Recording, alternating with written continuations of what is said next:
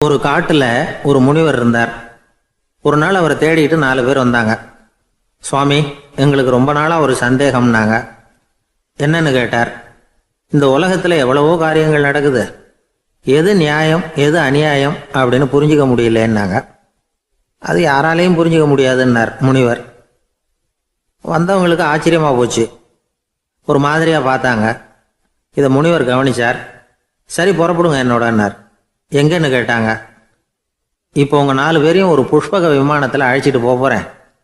இந்த உலகத்தில் சர்வசாதாரணமாக நடக்கக்கூடிய ஒரு காட்சியை உங்களுக்கு காட்ட போறேன். நீங்க பார்க்க போற அந்த காட்சி நியாயமா அநியாயமா அப்படிங்கிறத என்கிட்ட சொல்லணும். நீங்க சரியான பதில் சொன்னா புஷ்பக விமானத்தில் தொடர்ந்து பிரயாணம் பண்ணலாம். தவறான பதில் சொன்னா இந்த புஷ்பக விமானம் உங்களை கீழே தள்ளி விட்டுரும் அப்படின்னார். 4 பேருக்கும் பயம்தான். இருந்தாலும் முனிவர் கூப்பிடுறாரு அப்படின்னு சொல்லி புறப்பட்டாங்க. அவங்க எல்லாரும் புறப்பட்டு ஒரு காட்டு வழியாக போய்கிட்டு இருக்கிறாங்க புஷ்பக விமானத்தில். அங்கே நடக்கிற ஒரு காட்சியை காட்டுறார் முனிவர். அதோ அங்கே பாருங்கன்னார். அந்த விமானத்தில் இருந்தபடியே எல்லாரும் கீழே குனிஞ்சு பார்க்குறாங்க. அங்கே ஒரு தாய் புலி அப்போ தான் குட்டி போட்டிருக்கு. குட்டிகளை ஈன்ற உடனே பசிக்கு இறை தேடி அந்த பக்கமாக வருது. அதே நேரம் ஒரு தாய் மான், அதுவும் அப்போ தான் குட்டி போட்டிருக்கு. அதுவும் இதே மாதிரி குட்டிகளை ஈன்ற உடனே பசிக்கு இறை தேடி அந்த பக்கமாக வருது. இப்போ அந்த புலி அந்த மானை அடித்து போட்டுவிடுது. அதுவும் சாப்பிடுது, குட்டிகளுக்கும் கொடுக்குது. இப்போ அந்த புலி குட்டிகள் முகத்தில் மகிழ்ச்சி, தாயை இழந்த அந்த மான் குட்டிகள் முகத்தில் துக்கம். இப்போ அந்த முனிவர் 4 பேர்கிட்டையும் கேட்குறார், நீங்கள் இங்கே பார்த்தீங்களே, இதில் எது நியாயம் எது அநியாயம்? ஒவ்வொருத்தராக சொல்லுங்கள். உங்கள் பதில் சரியில்லைன்னா இந்த விமானம் உங்களை கீழே தள்ளி விட்டுரும். சொல்லுங்கள் பார்க்கலாம்னார். முதல்ல ஒருத்தன் சொன்னான், அந்த புலி செஞ்சது சரிதாங்க. அது பசிக்கு அதுதான் ஆகாரம். தன்னுடைய பசிக்கு தானே இறை தேடிக்கிட்டுது. அதில் என்ன தப்பு? அவ்வளவுதான். அதனால் புலி செஞ்சது நியாயம்தான் அப்படின்னா. அவ்வளவுதான், அந்த விமானம் அவனை அப்படியே கீழே தள்ளி விட்டுட்டுது. அதனால் அவன் கொடுத்த பதில் சரியில்லை அப்படிங்கிறது புரிஞ்சு போச்சு. இப்போ 2வது ஆள் சொன்னான், புலி செஞ்சது பாவம். அந்த தாய்மான் என்ன தப்பு பண்ணிச்சு? இப்போ அந்த குட்டிகளுக்கு யார் ஆதரவு? அதனால் புலி செஞ்சது அநியாயம் அப்படின்னா. அவ்வளவுதான், அவனையும் கீழே தள்ளி விட்டுடுது அந்த விமானம். இந்த பதிலும் சரியில்லை அப்படின்னு ஆயிட்டுது. இப்போ 3வது ஆள் வந்தான். முதல்ல 2 பேர் கீழே விழுந்ததை பார்த்துக்கிட்டு இருந்தான். அதனால் அவன் சொன்னான், ரெண்டுமே நியாயம்தாங்க. புலி இறை தேடினதும் இயற்கை, அதுக்கு மான் இறையானதும் இயற்கை. அதனால் இதில் ஒன்றும் தப்பு இல்லைன்னா. அவ்வளவுதான், அவனையும் அந்த விமானம் கீழே பிடிச்சி தள்ளி விட்டுது. இப்போ 4வது ஆள் வந்தான். முனிவர் கேட்டார், நீயாவது சொல்லுப்பா, இந்த செயலில் எது நியாயம்னார். அவன் தெளிவாக பதில் சொன்னான். அதாவது என்ன சொன்னான்னா, எனக்கு தெரியல அப்படின்னா.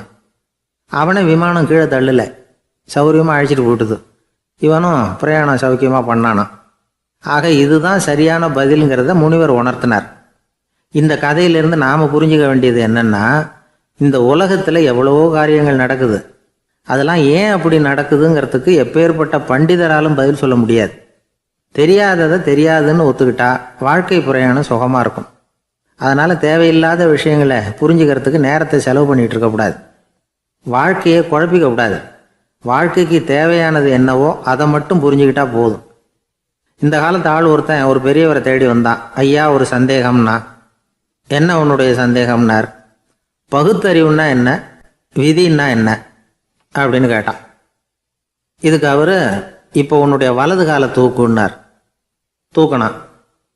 சரி, இப்போ உன்னுடைய வலது காலை கீழே இறக்காம உன்னுடைய இடது காலையும் தூக்குன்னார். தூக்கினான். பொத்துன்னு கீழே விழுந்துட்டான். பெரியவர் சொன்னார், உன்னால் ஒரு காலை தூக்க முடிஞ்சுது, அதுதான் பகுத்தறிவு. 2 கால்களையும் ஒரே சமயத்தில் தூக்குனா அடிபடும், அப்படிங்கிறது தான் விதி அப்படின்னு விளக்கம் கொடுத்தார்.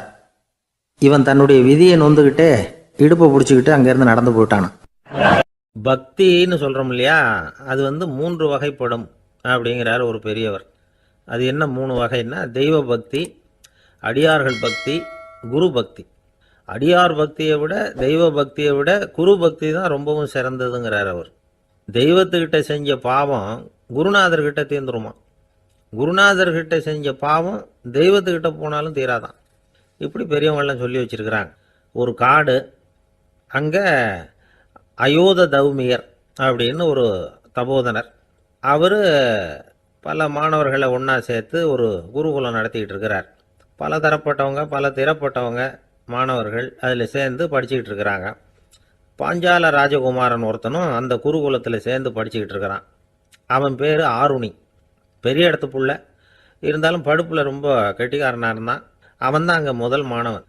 ஒரு நாள் குருநாதர் அந்த அரசகுமாரனை கூப்பிட்டார். நம்ம குருகுலத்துக்கு சொந்தமான வயலில் தண்ணீர் பெருகி வெள்ளம் வந்து பயிரை வந்து அழிக்குதான். அதனால் நீ போய் மடையை அடைச்சிட்டு வந்துடும் அப்படின்னார். அந்த அரசகுமாரன் உடனே புறப்பட்டான். குருநாதர் சொல்லிட்டார்ல, உடனே புறப்பட்டான்.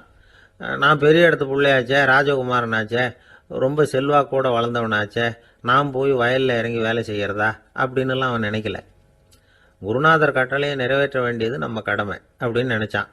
உடனே ஒரு மண்வெட்டியை தூக்கி தோளில் வச்சுக்கிட்டு புறப்பட்டு போயிட்டான். வயலுக்கு போனான். பார்த்தான், தண்ணி கரையை உடச்சிக்கிட்டு வயலுக்குள்ளே ஏகமாக பாஞ்சிக்கிட்டு இருக்குது. இவன் மண்வெட்டியால் களிமண்ணை புல்லோடு சேர்த்து புல் பத்த மாதிரி வெட்டி வெட்டி போட்டான். இருந்தாலும் மடையை அடைக்க முடியல. தண்ணி அதை மீறி வந்துக்கிட்டே இருக்குது. தண்ணி வந்து வேகமாக வயலுக்குள்ளே போய்கிட்டே இருக்குது. போடுற பத்தையெல்லாம் கரைஞ்சி கரைஞ்சி போயிட்டுருக்கு. இருந்தாலும் இவன் தன்னுடைய முயற்சியை கைவிடலை. வெட்டி வெட்டி போட்டுக்கிட்டே இருக்கிறான். காலையில் அங்கே போனவன் சாயந்தரம் வரைக்கும் இப்படி செஞ்சுக்கிட்டு இருக்கிறான். உடம்பும் மனசும் ரொம்பவும் சோர்ந்து போச்சு. இருந்தாலும் குருநாதர் இட்ட கட்டளையை நிறைவேற்றாமல் இருக்கிறோமேங்கிற ஒரு குறை அவனுக்கு இருக்குது. குரு கட்டளையை நிறைவேற்றாத நான் வந்து இன்னமும் இருக்கணுமா அப்படின்னு யோசனை பண்ண ஆரம்பிச்சிட்டான். என்ன செய்யலாம்னு பார்த்தான். நம்ம குருநாதர் இட்ட பணிக்காக இந்த உடம்பையே தியாகம் பண்ணலாம் அப்படின்னு முடிவு பண்ணான். தண்ணி பாயுதில் அதுக்கு குறுக்க விழுந்து அப்படியே மடையை அடைச்சிக்கிட்டு அப்படியே படுத்துட்டான். இது மற்றவங்களுக்கு தெரியாது. அன்னைக்கு ராத்திரி ஒரு விளக்கு முன்னாடி உட்காந்து குருநாதர் பிள்ளைங்களுக்கு பாடம் சொல்லி கொடுத்துக்கிட்டு இருக்கிறார். வரிசையில் இருக்கக்கூடிய ராஜகுமாரனை காணலை. நம்ம ஆருணி எங்கே போனா அப்படின்னு சொல்லி மற்ற மாணவர்களை விசாரித்தார். இப்போ அவங்க சொன்னாங்க, சுவாமி அவன் காலையில் வயலுக்கு வந்து மடையை அடைக்கிறதுக்காக போனான், நீங்கள் தான் போக சொன்னீங்க, இன்னும் திரும்பி வரல அப்படின்னு அவர் பையன். குருநாதர் உடனே ஒரு தீவெட்டி எடுத்துக்கிட்டு மாணவர்களை அழைச்சிக்கிட்டு வயலுக்கு போனார். அங்கே போய் பார்த்தா ஆளை காணும். ஆருணி ஆருணின்னு சொல்லி சத்தம் போட்டு கூப்பிட்டு பார்க்குறார். நான் இங்கே இருக்கேன் குருநாதா அப்படின்னு காலுக்கு அடியிலேருந்து ஒரு சத்தம் வருது. குனிஞ்சு பார்த்தா அவன் மடையில் படுத்துருக்குறான். என்னப்பா இதுன்னார். காலையிலேருந்து இந்த மடையை அடைச்சி பார்த்தேன் சுவாமி, முடியல, அதனால் இப்படி குறுக்க படுத்துட்டேன். என்னை தாண்டறதுக்கு பயந்து போய் தண்ணியை தேங்கி நின்றுட்டுது அப்படின்னா. அவனுடைய குரு பக்தியையும் அவனை தாண்டறதுக்கு அஞ்சு நிற்கிற தண்ணி தேக்கத்தையும் பார்த்துட்டு எல்லாரும் ரொம்ப ஆச்சரியப்பட்டு போயிட்டாங்களாம். ஆருணி எழுந்திரிச்சு வா அப்படின்னு கூப்பிட்டாரான் குருநாதர். அவன் தண்ணீரை பொழந்துக்கிட்டு எழுந்திரிச்சு வந்தானான். அதனால் அவனுக்கு வந்து உத்தாலகன் அப்படின்னு ஒரு பேர். உத்தாலகன்னா தண்ணீரை பிளந்தவன் அர்த்தம். அந்த உத்தாலகன் மாதிரி இந்த காலத்து மாணவர்களுக்கும் குரு பக்தி வேணும் அப்படின்னு சொன்னோம் ஒரு பள்ளிக்கூடத்தில். உடனே நிறைய மாணவர்கள் எழுந்திரிச்சு நின்னாங்க. சார், நீங்கள் எங்களை வந்து இன்னமும் சரியாக புரிஞ்சுக்கலன்னு நினைக்கிறோம். அன்னைக்காவது ஒருத்தன் அப்படி இருந்தான், இன்னைக்கு ஏகப்பட்ட உத்தாலகர்கள் இருக்கிறோம். எங்கள் வாத்தியார் கட்டளை இட்டா இப்போவே அது மாதிரி வயலுக்கு போய் மடையில் குறுக்கப்படுத்துக்கிறதுக்கு இந்த வகுப்பில் உள்ள அத்தனை பேரும் தயாராக இருக்கிறோம் அப்படின்னாங்க. அப்படியா அப்படின்னு சொல்லி கேட்டோம் ரொம்ப சந்தோஷமாக. ஒருத்தன் ரொம்ப அடக்கமாக எழுந்திரிச்சான். அப்புறம் சொன்னான், ஆமாம் சார், வகுப்பில் வந்து இவர் நடத்துகிற பாடத்தை கேட்டுக்கிட்டு இருக்கிறத விட பேசாமல் போய் மடையில் படுத்துடுறது ஒன்றும் கஷ்டமான காரியமாக இருக்காது, அதனால தான் எல்லாரும் அங்கே போகிறேன்னு சொல்கிறோம் அப்படிங்கிறான். ஒரு ஊரில் ஒரு ராஜா இருந்தார். அந்த ராஜாவுக்கு ஒரு மந்திரி. ராஜா ரொம்ப நியாயமானவர், நேர்மையானவர், கண்டிப்பானவர். தப்பு செய்கிறது யாராக இருந்தாலும் தண்டனை கொடுப்பார். வேண்டியவங்களுக்கு ஒரு நியாயம், வேண்டாதவங்களுக்கு ஒரு நியாயங்கிறதெல்லாம் அவர்கிட்ட கிடையாது. ஒரு சமயம் அரசவையில் அந்த அமைச்சரே வந்து விதிமுறைகளுக்கு புறம்பா ஏதோ நடந்துகிட்டு இருக்கார். மன்னருக்கு கோபம் வந்துட்டுது. உடனே அந்த அமைச்சரை கிட்டத்தில் கூப்பிட்டு அவர் கன்னத்தில் ஓங்கி ஒரு அறை கொடுத்துட்டாராம். உடனே அந்த அமைச்சர் என்ன பண்ணார் தெரியுமா, நேராக போனார். அங்கே நின்றுக்கிட்டு இருந்த இன்னொருத்தர் கன்னத்தில் ஓங்கி அரைஞ்சார். அறை வாங்கினவர் திகைச்சு போயிட்டார். இவர் ஏன் நம்மளை வந்து அரைகிறார் அப்படின்னு யோசனை பண்ணார். மன்னரும் திகைச்சு போயிட்டார். நாம இவரை அரைஞ்சா அதுக்காக இவர் போய் இன்னொருத்தரை அரையணுமா அப்படின்னு யோசனை பண்ணார். இவருக்கு என்ன பைத்தியமானு கூட நினைக்க ஆரம்பிச்சுட்டார். ஆனால் என்ன ஆச்சுன்னா, அப்புறம் அமைச்சர் அவர் கவனிச்சுக்கிட்டு இருந்தாரா, அவர் இன்னொருத்தரை அரைஞ்சார் இல்லையா, அந்த அறை வாங்கின ஆசாமியை பார்த்து கத்திக்கிட்டு இருந்தார். யார்? அமைச்சர். ஏன்பா என்கிட்ட அறையை வாங்கிக்கிட்டு இப்படி விவரம் இல்லாமல் நின்றுட்டு இருக்கிறிய, நான் உனக்கு கொடுத்ததை நீ வேற யாருக்கிட்டையாவது கொடுத்துரு அப்படின்னார். உடனே அந்த ஆள் பார்த்தான். தனக்கு அடுத்தபடியாக நின்றுக்கிட்டு இருந்தவனை ஓங்கி ஒரு அறை அரைஞ்சான். அவன் கன்னத்தை தடவிட்டே யோசனை பண்ணான். இது ஏதோ புரிஞ்சுக்கிட்ட மாதிரி அடுத்தாப்புல நின்றுக்கிட்டு இருந்தவனை அரைஞ்சான். இப்படி இந்த அறை மாறி மாறி போய்கிட்டே இருக்குது. ஊர் பூரா பிரயாணம் பண்ண ஆரம்பிச்சுட்டுது. அன்னைக்கு ராத்திரி அந்த ராஜா படுக்கிறதுக்காக போனார். அந்த நேரம் பார்த்து அவர் கன்னத்தில் பலார்னு ஒரு அறை விழுந்தது. நம்மளே அரையிறது யாரு அப்படின்னு அதிர்ச்சியோட மன்னர் திரும்பி பார்க்குறாரு. அரைஞ்சது அவரோட மனைவி. என்னாச்சு உனக்குன்னு கத்துனார் ராஜா. உங்களுக்கு தெரியாதா, ஊர் பூரா ஒருத்தர் மாற்றி ஒருத்தர் மூலமாக இந்த அறை பிரயாணம் பண்ணிட்டு வருது அப்படின்னாங்க அந்த அம்மா. அப்படின்னா ஆரம்பித்த இடத்துக்கே வந்துட்டுதா அப்படின்னாராம் மன்னர். என்ன சொல்கிறீங்கன்னு கேட்டிருக்காங்க. இவர் விவரத்தை சொன்னாராம். அப்படின்னா நீங்கள் ஆரம்பித்து வச்ச இந்த விளையாட்டை நான் முடிச்சு வச்சுட்டேன் அப்படின்னாங்களாம் அந்த அம்மா. மறுநாள் காலை மறுபடியும் அரசவை கூடிச்சு அந்த அமைச்சர் மன்னரை பார்த்து கேட்டார். என்ன மகாராஜா, என்கிட்ட கொடுத்ததை திருப்பி வாங்கிட்டீங்களா அப்படின்னாராம். இப்படி நடக்கும்னு நான் எதிர்பார்க்கவே இல்லைன்னார் மன்னர். ஆனால் நான் எதிர்பார்த்தேன். அது எங்கே போயிட போகுது, ஊர் பூரா சுற்றி கடைசியில் உங்ககிட்ட தான் வந்து சேரும் அப்படிங்கிறது எனக்கு தெரியும் அப்படின்னார் அமைச்சர். இந்த கதை வேடிக்கையாக இருந்தால் கூட இதில் உள்ள கருத்து முக்கியமானது. இந்த உலகத்தில் பல கருத்துக்கள் இப்படி தான் மாறி மாறி சுற்றி வந்துக்கிட்டே இருக்குது. நம்மால் ஒருத்தன் தன்னுடைய நண்பன் ஒருத்தனை கடத்தெருவில் பார்த்தான். உடனே ஓடி போய் பலார்னு ஒரு அறை கொடுத்தானா. அவன் கன்னத்தை தடவிட்டு ஏன்டா என்ன அரைஞ்சேன்னு கேட்டிருக்கான். நீ ஏன்டா என்ன முட்டாள்னு என் மனைவிட்ட போய் சொன்னேன் அப்படின்ட்டுருக்கான் அவன். உன்னை ஒரு முட்டாள்னு சொன்னதுக்காகவா நீ என்ன அரைஞ்ச அப்படின்னு கேட்டிருக்கான் இவன். டேய், நான் அதுக்காக அறையலப்பா, அது ஒரு பெரிய ரகசியம். நான் முட்டாளுங்கிறது அந்த ரகசியத்தை நீ ஏன் எங்கள் வீட்டில் போய் சொன்னேன், அதுக்காக தான் அரைஞ்சேன் அப்படின்னு நான். துருக்மேனியாவில் அஷ்காபாத் அப்படின்னு ஒரு நகரத்தில் ஒரு புவியியல் விஞ்ஞானி இருந்தார். அவர் ஒரு நாய்க்குட்டி வளர்த்தார். ஒரு நாள் முன்னிரவு நேரம் ஒரு மேஜைக்கு முன்னாடி உட்காந்து அந்த விஞ்ஞானி ஏதோ கணக்கு போட்டுக்கிட்டு இருக்கிறார். அவருக்கு ஒரு சின்ன பெண் குழந்தை, அது தொட்டிலில் தூங்கிட்டு இருக்குது. அந்த நாய்க்குட்டியும் ஒரு மூலையில் படுத்து அது பாட்டுக்கு தூங்கிட்டு இருந்தது. ஒரே அமைதி. அந்த நேரத்தில் திடீர்னு அந்த நாய்க்குட்டி துள்ளி எழுந்திரிச்சது. நேராக குழந்தைகிட்ட ஓடிச்சு. அந்த குழந்தைய அது போட்டிருந்த ட்ரெஸ்ஸோடு சேர்த்து கவ்வி தூக்குச்சு. தூக்கிக்கிட்டு வாசல் பக்கம் ஓடிச்சு. நாய்க்குட்டி குழந்தைய கவ்வி தூக்க முடியுமாங்கிற சந்தேகம் உங்களுக்கு இல்லையா? நீங்கள் நம்ம ஊர் நாய்க்குட்டியவே பார்த்து பழக்கப்பட்டிருக்கீங்க. அதனால் நம்புறதுக்கு சிரமமாக இருக்கும். அந்த ஊர்லெலாம் அது ரொம்ப ஸ்ட்ராங்காக இருக்கும். ஒரு ஏதோ கண்ணுக்குட்டி மாதிரி இருக்கும். விஞ்ஞானி அதை பார்த்துட்டார். உடனே அந்த நாய்க்கு வெறி பிடிச்சிட்டுதுன்னு முடிவு பண்ணிவிட்டு தன்னோட கை துப்பாக்கி எடுத்துக்கிட்டு ஓடி வந்தார். அவர் வெளியில் நாய்க்குட்டி எங்கே அப்படின்னு பார்த்து தேடுறார். அந்த நேரத்தில் அந்த வீடு இடிஞ்சு விழுது. காரணம் பூமி அதிர்ச்சி. இப்படி பூமி அதிர்ச்சி உண்டாக போகுதுங்கிறது அந்த நாய்க்குட்டிக்கு முன்னாடியே தெரிஞ்சு போச்சு. அதுதான் குழந்தைய தூக்கிட்டு வெளியில் ஓடி வந்திருக்குது. அது மூலமாக அந்த குடும்பத்தையே காப்பாற்றிருக்குது அந்த நாய்க்குட்டி. இந்த சம்பவம் நடக்கிறதுக்கு 3 நாளைக்கு முன்னாடியே சில பிராணிகளுக்கு இப்படி நடக்க போகுதுங்கிறது தெரிஞ்சிருக்குதான். ஆமாம், அந்த நகரத்தில் 3 நாளைக்கு முன்னாடியே பாம்பு, பல்லி இதெல்லாம் அது தங்கியிருந்த வலையை விட்டு வெளியில் ஓடி வந்துட்டுது. அதே மாதிரி அங்கே இருந்த புறாவெல்லாம் பறந்து போயிடுச்சான். இதே மாதிரி யுகோஸ்லோவியாவில் கூட ஒரு நகரம், அங்கே ஒரு நாள் ராத்திரி ஒரு மிருக காட்சி சாலையில் திடீர்னு ஒரு பெரிய கலவரம், கூச்சல், குழப்பம். அங்கே இருந்த கழுதை, புலி, யானை, பறவை எல்லாம் கண்ணாபின்னான்னு கத்த ஆரம்பிச்சுட்டுது. நீர் யானை அதுக்குன்னு போட்டிருந்த தடுப்பையே தாண்டி குதிச்சு வெளியில் வந்துட்டு தான். மறுநாள் தான் எல்லாருக்கும் விஷயம் புரிஞ்சுது. அடுத்த நாள் காலையில் அங்கே பூமி அதிர்ச்சி உண்டாயிட்டுது. இப்போ பாருங்க, அதாவது மனுஷனை போய் தீர்க்க தரிசி அது இதுன்னு சொல்லிட்டு இருக்கிறோம். இவனை விட அது பரவாயில்லைன்னு தோணுது. அதாவது மிருகங்கள் ஒன்று நடக்க போகுதுங்கிறத முன்னாடியே புரிஞ்சுக்குதே. சரி, இதெல்லாம் எப்படி அது முன்கூட்டி புரிஞ்சுக்குது? அதுதான் படைப்பு ரகசியம். அதை கண்டுபிடிக்கிறதுக்கு தான் மனுஷன் ஆராய்ச்சி பண்ணிகிட்டு இருக்கிறான். விஞ்ஞானிகளோட ஆராய்ச்சியெல்லாம் ஒரு பக்கம் இருக்கட்டும், வீட்டுக்குள்ளேயே சில ஆராய்ச்சி பண்ணி பாருங்களேன். இப்போ சில யோசனை சொல்லி அதை சோதனை பண்ணி பாருங்க அப்படின்னு ஒருத்தர் சொன்னாராம். அதாவது இப்போ மழை வருமா வராதா அப்படின்னு தெரிஞ்சுக்கணுமா, உடனே ஒரு பூனைக்குட்டி பின்னாடியே மெதுவாக போய் அது என்ன செய்யுதுன்னு கவனித்து பார்க்கணும். பூனைக்குட்டி தன்னோட பாதத்தினால சுகத்தில் அப்படி கீறிக்கிட்டு இருக்கும். அப்படி கீறினா கண்டிப்பாக மழை வரும்.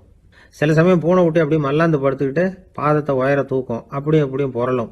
இப்படி செஞ்சதுன்னா அன்னைக்கும் மழை இருக்காது. அதனால் முன்னாடி இருந்தது மழை வர்றதுக்கு அறிகுறி, இது மழை இல்லைங்கிறதுக்கு அறிகுறி. பறவைகள், பிராணிகள் இதுகளோட நடவடிக்கைகளை பார்த்துட்டு அதையெல்லாம் அடிப்படையாக வச்சு தான் காலநிலையை கண்டுபிடிக்கிற கருவிகளை கண்டுபிடிச்சிருக்கிறாங்க. வாத்து இருக்குல்ல, சில சமயம் தன்னோட அழகை தன்னோட இறகுகளில் அப்படியே புதைச்சிக்கும். அப்படி செஞ்சால் குளிர்காலம் வரப்போகுதுன்னு அர்த்தம். பருவநிலை குளிராக மாறப்போகுதுங்கிறதுக்கு இதுதான் அறிகுறி. சிட்டுக்குருவி இருக்குதுல்ல, அதெல்லாம் புழுதியில் உழுந்து புரளும், சிறகுகளை படபடன்னு அடிச்சுக்கும். அப்படி செஞ்சால் மழை வரப்போகுதுன்னு அர்த்தம். ஒன்று மட்டும் நாம் நல்லா தெரிஞ்சுக்கணும், இயற்கையின் சீற்றம்னு சொல்கிறோம் இல்லையா, இயற்கை ஏன் நம்ம மேலே கோவப்படுது? இயற்கையை நாம் அனுசரித்து போகிறதில்ல, அதனால் கோவப்படுது. காடுகளை அழிக்கப்படாது, விலங்குகளை கொல்லக்கூடாது, இயற்கை ஏற்படுத்தி வச்சிருக்கிற சமநிலையை கெடுக்கக்கூடாது. அதை புரிஞ்சுக்கிட்டு வாழ்ந்தோம்னா பூமியும் நடுங்காது, நாமளும் நடுங்க வேண்டிய அவசியம் இருக்காது. ஒருத்தர் இருந்தார், சாராய கடைக்கு போனாராம், நிறைய சாப்பிட்டார். அப்புறம் சொன்னார், இது ரொம்ப அற்புதமான சரக்கு போல இருக்கு, உள்ளே போன உடனே இந்த பூமியே நடுங்கிறது மாதிரி இருக்கு எனக்கு அப்படின்னாராம். இதுக்கு கடைக்காரர் சொல்லியிருக்கார், நீங்கள் சாப்பிட்டது வெறும் பச்சை தண்ணி தாங்க, இப்போ ஏற்பட்டிருக்கிறது நிஜம் பூமி அதிர்ச்சி அப்படின்னார். ஒரு வயசான பாட்டியின் தாத்தாவும் ஒரு பூங்காவில் உட்காந்து பேசிக்கிட்டு இருக்கிறாங்க. அவங்களுக்கு கல்யாணம் ஆகி 53 வருஷம் ஆச்சு. பிள்ளைங்கள்லாம் படித்து பெரிய பெரிய வேலையில் இருக்கிறாங்க. பேரன் பேத்திகளும் நல்ல நிலைமையில் இருக்கிறாங்க. இந்த தாத்தாவும் பாட்டியும் சிரித்து பேசிக்கிட்டு இருந்ததை ஒரு பெரியவர் பார்த்தார். அவருக்கு ஆச்சரியமாக இருந்தது. இந்த வயசுலேயும் இவ்வளவு அந்யோன்யமாக இவங்க பேசிக்கிட்டு இருக்கிறாங்களே அப்படின்னு நினச்சார். சரி, நேரிலேயே கேட்டுருவோமே அப்படின்னு நினச்சிக்கிட்டு கிட்ட போனார். உங்கள் மன வாழ்க்கையின் வெற்றிக்கான ரகசியம் என்ன அப்படின்னு கேட்டார். இதை கேட்டதும் அந்த தாத்தா சிரிச்சுக்கிட்டே பாட்டியை பார்த்தாராம். அதுக்கப்புறம் சொன்னாராம், நான் இந்த அம்மாவை கல்யாணம் பண்ணிக்கிட்டதுக்கும் எங்களுடைய இல்வாழ்க்கை இவ்வளவு நாளாக பலம் குறையாமல் மகிழ்ச்சியாக இருக்கிறதுக்கும் காரணம் ஒன்று தான். அது என்ன காரணம்னா, எங்களுக்கு இடையில பொதுவாக நிறைய குறைகள் உண்டு, அதுதான் காரணம் அப்படின்னாராம். அவர் சொல்கிறது சரிதான் அப்படிங்கிறது மாதிரி அந்த பாட்டியும் அவரை நிமிர்ந்து பார்த்தாங்களாம். இந்த பெரியவர் மறுபடியும் அந்த பாட்டியை பார்த்து அதே கேள்வியை கேட்டிருக்கார். உங்களுடைய நீண்டகால மன வாழ்க்கைக்கு கிடைச்ச வெற்றி எதனாலேன்னு சொல்ல முடியுமா அப்படின்னு கேட்டாராம். அவங்களும் சிரிச்சுக்கிட்டே பதில் சொன்னாங்களாம். என்ன பதில் தெரியுமா? சில பேரை நாம் குறிப்பிட்ட பண்புகளுக்காக நேசிக்கிறோம், வேற சிலரை நாம் அந்த பண்புகள் இல்லாத குறைகளுக்காகவே விரும்பி பழகிறோம் இல்லையா அப்படின்னு கேட்டுவிட்டு தலையை குனிஞ்சுக்கிட்டாங்களாம் அந்த பாட்டியம்மா. அவங்க அப்படி சொன்னதை கேட்டதும் இவருக்கு புதுசாக ஞானம் பிறந்தது மாதிரி இருந்துதான். இதுதான் மனம் நிறைந்த மன வாழ்க்கை அப்படிங்கிறார் சுவாமி சின்மயானந்தர். பண்புகளை எப்படி நேசிக்க முடியுதோ அதே மாதிரி பண்புகள் இல்லாத குறைகளையும் நேசிக்க முடியும். மனசு தான் காரணம். ஒரு மேல்நாட்டு தம்பதி, அவங்களும் தாத்தா பாட்டி தான். அவங்க 2 பேரும் ஒரு பூங்காவில் உட்காந்து சிரித்து பேசிக்கிட்டு இருக்கிறாங்க. அதை ஒருத்தர் பார்த்தார். அவருக்கு ஆச்சரியம், இவ்வளவு காலம் ஆகி இந்த வயசுலேயும் இப்படி அன்பாக பேசிக்கிட்டு இருக்கிறாங்களே அப்படிங்கிற ஆச்சரியம். கிட்ட நெருங்கி போனார். கேட்டார், ஏன் தாத்தா உங்களுக்கு கல்யாணம் ஆகி எவ்வளோ வருஷம் ஆச்சுன்னார். 55 வருஷம் ஆச்சுன்னாராம் அவர். இன்னமும் இவ்வளவு சந்தோஷமாக இருக்கிறீங்களே, அதுக்கு என்ன காரணம்னு கேட்டிருக்கார். அதுக்கு என்ன காரணம்னா, இது வரைக்கும் எங்களுக்குள்ள சண்டையே வந்ததில்லை அப்படின்னாராம். அது எப்படி முடியும்னு கேட்டிருக்கார் இவர் ஆச்சரியமா. அந்த தாத்தா சொல்ல ஆரம்பிச்சாராம், இதை பாருப்பா, எங்களுக்கு கல்யாணம் ஆன புதுசில் நானும் என்னுடைய மனைவியும் ஒரு குதிரை மேலே ஏறி ஒரு காட்டு வழியாக போய்கிட்டு இருந்தோம். கொஞ்சம் தூரம் போனதும் அந்த குதிரை எடக்கு பண்ணிச்சு. நான் உடனே கீழே இறங்கி அந்த குதிரையை பார்த்து, இது உனக்கு முதல் தடவை அப்படின்னு மிரட்டலாக சொல்லிவிட்டு ஏறி உக்காந்தேன். மறுபடியும் போனோம். கொஞ்சம் தூரம் குதிரை நல்லபடியாக நடந்து போச்சு. மறுபடியும் எடக்கு பண்ண ஆரம்பிச்சுட்டுது. நான் கீழே இறங்கினேன். கையில் இருந்த சாட்டையால் ஓங்கி ஒரு அடி கொடுத்தேன். இது உனக்கு 2வது தடவை அப்படின்னு சொல்லிவிட்டு ஏறி உக்காந்தேன். மறுபடியும் குதிரை கொஞ்சம் தூரம் நல்ல விதமாக நடந்து போச்சு. அப்புறமும் எடக்கு பண்ண ஆரம்பிச்சுட்டுது. அந்த சமயத்தில் ஒரு ஆற்று பாலத்தை கடந்து போய்கிட்டு இருக்கிறோம். நான் கீழே இறங்கினேன். என்னுடைய மனைவியையும் கீழே இறங்க சொன்னேன். அந்த குதிரையை பிடிச்சி அப்படியே ஆற்றுல தள்ளி விட்டுட்டேன். தள்ளி விட்டுட்டு, இது உனக்கு கடைசி தடவை அப்படின்னு சொன்னேன். அதை பார்த்ததும் என் மனைவி பதறி போயிட்டாங்க. போய், ஐயோ பாவம், என்ன இப்படி பண்ணிவிட்டீங்க, உங்களுக்கு மனசில் கொஞ்சம் கூட இறக்கமே இல்லையா அப்படின்னாங்க. நான் மெதுவாக இவங்க பக்கம் திரும்பி, இது உனக்கு முதல் தடவை அப்படின்னேன். அவ்வளவுதான், அன்னையிலேருந்து இன்னைய வரைக்கும் ஒரு நாள் கூட எங்களுக்குள்ள சண்டையே வந்ததில்லை அப்படின்னு விளக்கம் கொடுத்தார் அந்த தாத்தா.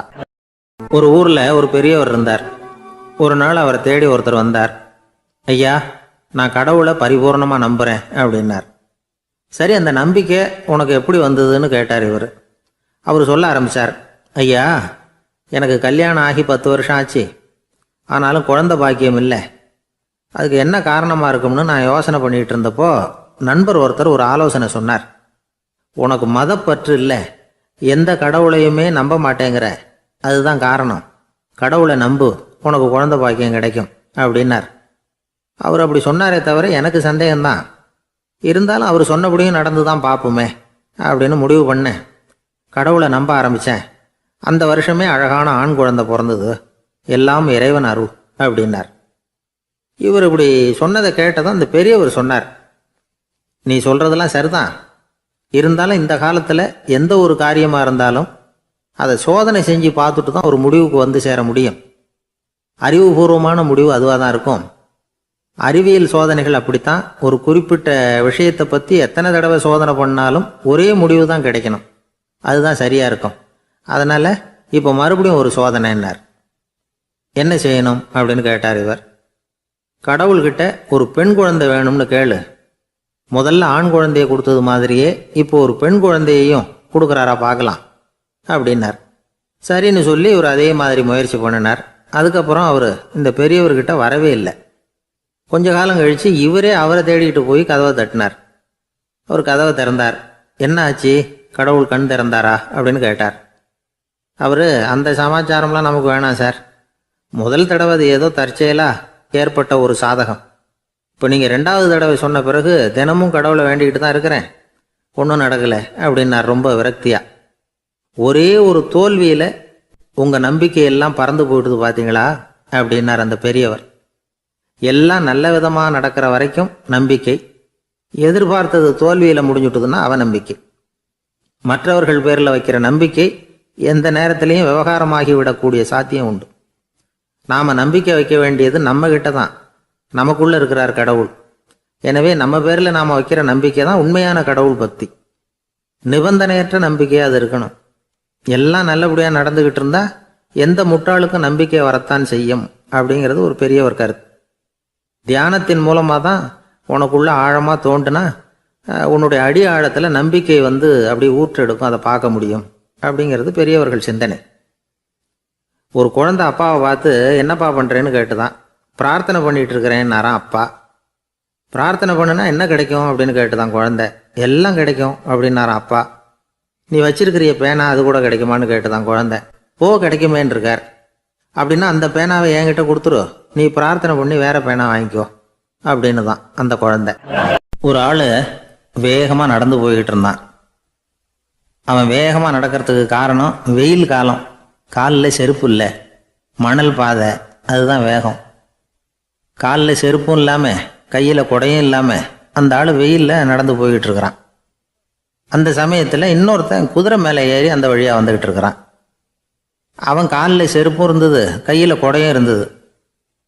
நடந்து போய்கிட்டு இருந்தவன் அந்த குதிரை ஆசாமியை பார்த்து கேட்டான், ஐயா, நீங்களும் குதிரை மேலே உட்காந்துக்கிட்டு போய்கிட்டு இருக்கிறீங்க, அப்படி இருக்கிறப்போ உங்களுக்கு அந்த செருப்பு என்னத்துக்கு, அதை எனக்கு கொடுத்து உதவலாமே அப்படின்னா. குதிரை மேலே உட்காந்துருந்தவன் யோசனை பண்ணி பார்த்தான்.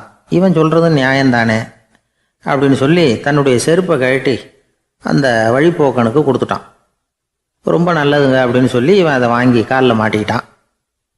அதுக்கப்புறம் மறுபடியும் இவன் ஆரம்பித்தான், ஐயா, நீங்கள் குதிரையில் போகிறதுனால போக வேண்டிய இடத்துக்கு வேகமாக போய் சேர்ந்துருவீங்க, அதனால் உங்கள் கையில் அந்த குடை என்னத்துக்கு, நான் நடந்து போயிட்டுருக்கிறவன் ரொம்ப நேரம் நடக்க வேண்டியிருக்கும் இந்த வெயிலில், அதனால் அந்த குடையையும் எனக்கு கொடுங்களேன் அப்படின்னா. குதிரை வீரன் யோசனை பண்ணி பார்த்தான், இதுவும் நியாயம்தானே அப்படின்னு அவனுக்கு தோணுச்சு. உடனே இறக்கப்பட்டு தன் காலில் இருந்த செருப்பை கொடுத்தது மாதிரியே தன் கையில் இருந்த கொடையையும் இவங்கிட்ட கொடுத்துட்டான். அதுக்கப்புறம் அவன் நிம்மதியாக புறப்பட்டான். இப்போ மறுபடியும் கை தட்டி அவனை நிறுத்தினான். கீழே நின்றுக்கிட்டு இருந்தவன், என்னப்பா ஏன் என்ன நிறுத்தினேன், இன்னும் ஏதாவது வேணுமா உனக்கு அப்படின்னா குதிரையில் இருந்தவன். இவன் மெதுவாக வாயை திறந்து அந்த குதிரையையும் என்கிட்ட கொடுத்துருங்களேன்னா. அந்த குதிரை வீரன் இப்போ ஒரு கணம் யோசனை பண்ணி பார்த்தான். உடனே என்ன பண்ணான் தெரியுமா, தன்கிட்ட இருந்த குதிரை சவுக்கை எடுத்தான். குதிரை சவுக்கால் அந்த ஆளை வாங்குவாங்கன்னு வீசி தள்ளிவிட்டான். இவ்வளவு சவுக்கடியும் வாங்கிக்கிட்டு இந்த ஆள் என்ன பண்ணான் தெரியுமா, சிரிக்கிறான். அடி வாங்கிட்டு யாராவது சிரிப்பாங்களா? குதிரை வீரனுக்கு ஒன்றும் புரியல. என்னப்பா அது, ஏன் இப்படி அடி வாங்கிட்டு இப்படி சிரிக்கிறியே அப்படின்னு கேட்டான். இப்போ அந்த வழிப்போக்கன் சொல்கிறான், ஐயா, நான் இப்படி சிரிக்கிறதுக்கு காரணம் இருக்கு. இப்படி குதிரை கேட்டு உங்ககிட்ட அடி வாங்கலைன்னு வச்சுக்கோங்க, என் உயிர் உள்ள வரைக்கும் மனசில் ஒரு தவிப்பு இருந்துக்கிட்டே இருக்கும். செருப்பையும் கொடையையும் கேட்ட உடனே கொடுத்தவன் குதிரையையும் கேட்டிருந்தா கொடுத்துருப்பானோ அப்படிங்கிற பேராசையில் ஏங்கிக்கிட்டே இருந்திருப்பேன். இப்போ உங்ககிட்ட அடி வாங்கின பிறகு என்னுடைய அந்த சந்தேகம் தீர்ந்து போச்சு. என்னுடைய ஆசைக்கு எல்லை எது அப்படிங்கிறத எனக்கு புரிஞ்சுட்டுது அப்படின்னு சொல்லிவிட்டு அவன் நடக்க ஆரம்பிச்சிட்டானான். ஆசைக்கும் எல்லை உண்டு அப்படிங்கிறத விளக்கறதுக்காக வாரியார் சுவாமிகள் சொல்ற கதை இது. இந்த காலத்துலேயும் ஒருத்தன் அது மாதிரி கொடை செருப்போட குதிரையில் போய்கிட்டு இருந்தான். எதிரில் நடந்து வந்தவன், ஐயா உங்கள் கொடையை எனக்கு கொடுங்களேன்னு கேட்டான். உடனே அவன் குதிரையிலேருந்து கீழே குதிச்சு அவனை சாட்டையால் அடிக்க ஆரம்பிச்சிட்டான். இன்னொருத்தர் அந்த வழியாக வந்தவர் இதை பார்த்தார். ஏன்பா அவன் கேட்டான், உன்னால் முடியலன்னா இல்லைன்னு சொல்லிட வேண்டியது தானே, அதுக்காக ஏன் இப்படி அவனை போட்டு அடிக்கிறேன்னு கேட்டார். உங்களுக்கு விவரம் புரியாது சார், காலம் ரொம்ப கெட்டு போச்சு. கேட்டதை கொடுத்தேன்னு வச்சுக்கோங்க, இந்த குதிரையே என்னோடது, அவன் திருடிக்கிட்டு போகிறான் அப்படின்னு என் பேரில் புகார் கொடுக்க ஆரம்பிச்சிருவான் சார் அப்படின்னா. அது எப்படி அவ்வளோ உறுதியாக சொல்கிறேன்னு கேட்டார் அவர். ஏற்கனவே அது மாதிரி ஒருத்தன் பேரில் புகார் கொடுத்துட்டு தான் இந்த குதிரையை நான் தள்ளிட்டு வந்துகிட்டு இருக்கிறேன் அப்படின்னார். ஒரு ஊரில் ஒரு குரு இருந்தார், ஜென் குரு. அவரை தேடிட்டு ஒரு மன்னர் வந்தார். வந்தவர் ஜப்பான் மன்னர். தோட்டக்கலையை பற்றி தெரிஞ்சுட்டு போகிறதுக்காக அவர் வந்தார். எப்படி தோட்டம் அமைக்கிறது அப்படிங்கிறத பற்றி அந்த குரு விவரமாக சொல்லி கொடுத்தாரு. ஒரு நாள் 2 நாள் இல்லை, 3 வருஷம் கற்றுக் கொடுத்தார். அதுக்கப்புறம் சொன்னார், நான் கற்றுக் கொடுத்துட்டேன், இனிமேல் நீங்கள் போகலாம், போய் தோட்டம் அமைக்கலாம். அதுதான் உங்களுக்கு பரிசை. தோட்டம் அமைச்ச பிறகு சொல்லி அனுப்புங்க, நான் வந்து பார்க்குறேன். நீங்கள் இங்கே என்னவெல்லாம் கற்றுக்கிட்டீங்களோ அதையெல்லாம் அங்கே செயல்முறையில் செஞ்சு காட்டுங்க அப்படின்னு சொல்லி அனுப்பி வச்சார். மன்னர் போனார். அரண்மனைக்கு பக்கத்திலேயே ஒரு பெரிய தோட்டத்தை உண்டு பண்ணினார்.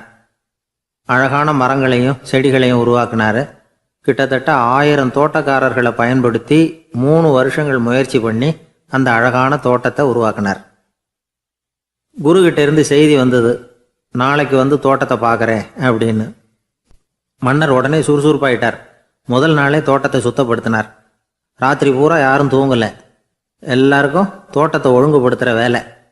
அது அந்தந்த இடத்துல ஒழுங்காக இருக்குதா அப்படின்னு சரி பார்த்தாங்க. ஒரு தவறும் இல்லாத வகையில் அதை ஒழுங்குபடுத்தினாங்க. மறுநாள் குரு வந்தார், தோட்டத்தை பார்த்தார். அவருக்கு கோபம் வந்துட்டுது. மன்னருக்கு ஆச்சரியம், எப்பவும் சிரிச்சுக்கிட்டே இருக்கிறவர் இப்போ இப்படி இருக்கிறாரே அப்படின்னு. மெதுவாக குருக்கிட்ட போய், எல்லாம் சரியாக தானே இருக்குது அப்படின்னார். எல்லாம் சரிதான், ஆனாலும் எங்கே அந்த பொன்னிற காற்று அப்படின்னார். உதிர்ந்த இலைகள், பொன் மஞ்சள் நிற இலைகள் காற்றில் அப்படி புரண்டு ஓடுவதை நான் பார்க்க முடியவில்லையே அப்படின்னாராம். அது இல்லாமல் இந்த தோட்டம் உயிரோட்டம் உள்ளதாக இருக்காது, இதில் பாடல் இல்லை, ஆடல் இல்லை, அதெல்லாம் இல்லாமல் இந்த தோட்டம் ரொம்பவும் செயற்கையாக தெரியுதேன்னாராம். மன்னர் இப்போ தான் யோசனை பண்ணார். கீழே கிடந்த காஞ்சி போன இலைகள் மட்டும் இல்லை, மரத்தில் இருந்த காஞ்சி போன இலைகளையும் அப்புறப்படுத்தி சுத்தமாக வச்சிருக்கிறார். இறப்பும் வாழ்க்கையினுடைய ஒரு பகுதி தான். மரணம்ங்கிறது வாழ்க்கைக்கு எதிரானது அல்ல, அதை நிரப்பும் ஒரு பகுதி தான் அது. மரணம் இல்லையில் வாழ்க்கையே இல்லை அப்படிங்கிறது பெரியவங்க கருத்து. இப்போ அந்த தோட்டம் அழகாக தான் இருக்குது, இருந்தாலும் அது ஒரு ஓவியம் மாதிரி உயிர் இல்லாமல் இருக்கு. குரு ஒரு வாளியை கையில் எடுத்துக்கிட்டார். தோட்டத்தை விட்டு வெளியில் போனார். ஏற்கனவே வீசி எறிந்த அந்த சருகுகளை எல்லாம் அள்ளி கொண்டுகிட்டு வந்தார். உள்ள எல்லா இடங்கள்லையும் அதை வீசினார். உடனே காற்று அந்த காய்ந்த சருகுகளையும் பழுத்த இலைகளையும் அசைக்க ஆரம்பிச்சுட்டுது. இப்போ அங்கே சலசல சத்தம், சங்கீதம், இலைகளின் நடனம், ஓவியம் மாதிரி இருந்த அந்த தோட்டத்துக்கு இப்போ உயிர் வந்துட்டுது. இதுதான் அந்த பொன்னான காற்று அப்படின்னாராம் குரு. மன்னருக்கு புரிஞ்சுது. மிகப்பெரிய ஜென் கேள்வி ஒன்று உண்டு. உம்மான் அப்படிங்கிற ஒரு பெரிய குருவை பார்த்து துறவி ஒருத்தர் கேட்டாராம், இலைகள் எல்லாம் கீழே விழுந்து மரங்கள் மொட்டையாக இருக்கும் பொழுது என்ன நடக்கும்? இதுதான் கேள்வி. இதுக்கு உம்மான் சொன்ன பதில் பொன்னான காற்று, தி கோல்டன் விண்ட் அப்படின்னாராம். இதுக்கு என்ன விளக்கம்னா, உன்னுடைய எண்ணங்கள் எல்லாம் உன்னுடைய மனசிலிருந்து கீழே விழுந்து உனது உள்ளுணர்வானது மொட்டையாக நிற்கும் நிலைதான் அது. உனது வேர்களின் அருகில் காற்று வீசுகிறது. எல்லா எண்ணங்களும் உன்னிலிருந்து வெகு தூரத்துக்கு புரண்டு கொண்டே சென்று விடுகிறது. நீ அவற்றை கடந்து விட்டால் நீ அவைகளுக்கெல்லாம் மேலெழுந்து கீழே பார்ப்பவனைப் போல நிற்க ஆரம்பித்து விடுவாய். அதுதான் தியானம் என்பது அப்படின்னு சொல்றாங்க. தியானம்ங்கிறது எண்ணத்துக்கு எதிரானதில்லை. தியானம்ங்கிறது எண்ணங்களை கடந்து செல்வது தான். அதுக்கப்புறம் நாம் பொன்னிற காற்றில் ஆட ஆரம்பிச்சிருவோம். இதுதான் பெரியவர்கள் சொல்றது. என்கிட்ட ஒருத்தர் தோட்டம் அமைக்கணும்னு யோசனை கேட்டு வந்தார். எல்லாம் சொல்லி கொடுத்தேன். செடிகள்லாம் செழிப்பாக வளரணும்னா வேர் காயாமல் பார்த்துக்குங்க, தினமும் தண்ணி விடுங்க அப்படின்னு சொல்லி அனுப்பி வச்சேன். 1 மாதம் கழிச்சு ஒரு தோட்டத்தை பார்க்கறதுக்காக போனேன். போய் பார்த்தா எல்லா செடியும் வாடி கிடக்குது. என்னங்க இப்படி பண்ணிவிட்டீங்கன்னு. நீங்கள் சொன்னபடி தான் செஞ்சேன்னார். என்ன செஞ்சீங்கன்னு கேட்டேன். வேறு காயாமல் பார்த்துக்க சொன்னீங்க, தினமும் ஒரு தடவை எல்லா செடியையும் ஒவ்வொன்றா பிடுங்கி பார்த்து வேறு காயாமல் இருக்கா அப்படின்னு பார்த்துட்டு அதுக்கப்புறம் தண்ணி பாய்ச்சினேன், அவ்வளவுதான் அப்படின்னார்.